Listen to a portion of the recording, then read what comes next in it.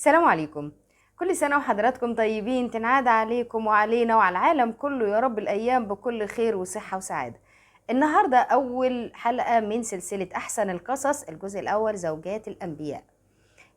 النبي اللي احنا هنتكلم عليه النهاردة بيعتبر من أولي العزم. أولي العزم من الأنبياء والرسل هم دول اللي لاقوا اضطهاد شديد وعذاب شديد أوي من قومهم وهم بيبلغوا رسالتهم. النبي بتاعنا النهاردة يعتبر تاني نبي في تاريخ البشرية. طبعا احنا نعرف آدم أبو البشر، وبعدين أما البشر بدأوا ان هم يعبدوا الأصنام وطال عهدهم يعني، فربنا بعت لهم سيدنا إدريس علشان يدعوهم إلى الإله الواحد. سيدنا إدريس المصادر ما قالتش ان هو اتجوز، وبالتالي هنتكلم عن حفيده سيدنا نوح. سيدنا نوح عليه السلام أرسل لقوم علشان يهديهم إلى طريق ربنا. طبعا القوم دول كانوا كفار، يعني يتسموا بالعناد الشديد جدا في كفرهم. قعد سيدنا نوح يدعوهم 950 سنة.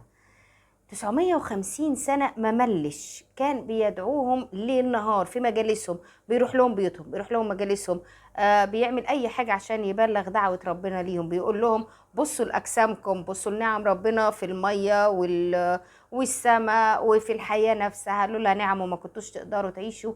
ومع ذلك قومه كانوا بيعملوا حركات غريبة جدا. كانوا بيحطوا صوابعهم في ودانهم عشان ما يسمعوهوش، وكان بعضهم بيحط جلابية على راسه وعلى عينيه عشان ما يشوفهوش.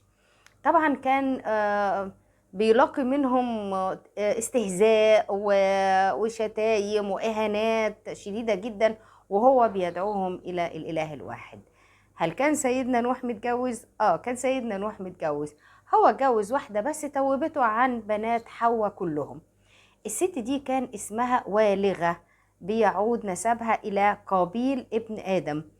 الست دي بتعتبر أول جاسوسة في التاريخ، لأنها كانت بتنقل لقومها من الكفار كل اللي كان بيعمله سيدنا نوح في البيت، أو حتى اللي كان بيفكر فيه وكان بيقوله.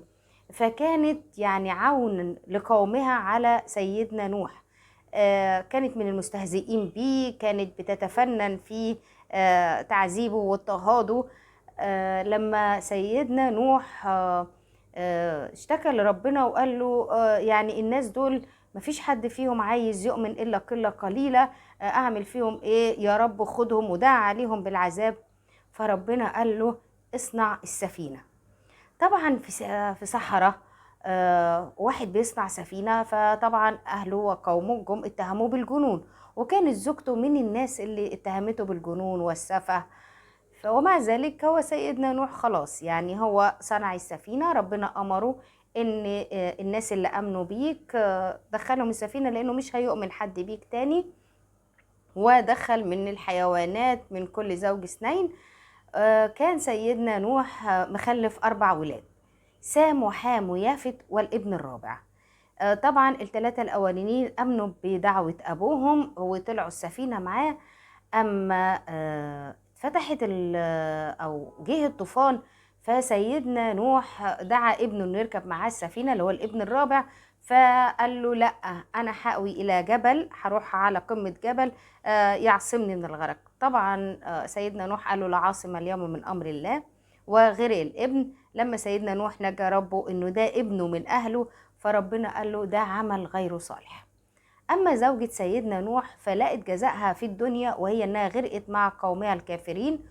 أما جزائها في الآخرة فربنا قاله في سورة التحريم، أما نزل آية مخصوص ليها ولمراد سيدنا لوط، إن هما كانوا هما الاتنين متجوزين أنبياء وخانوهم.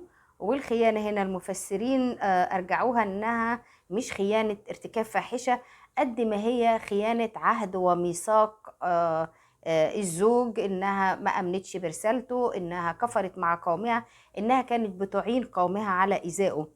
وبالتالي ربنا قال لها ادخلي جهنم مع الداخلين، هي وامرأة لوط. فدخلت جهنم. وده طبعا كان احسن الجزاء يعني. دي كانت حكايتنا النهاردة. يا رب تكون عجبتكم. استنونا بكرة نفس الميعاد مع حكاية جديدة من زوجات الأنبياء. السلام عليكم.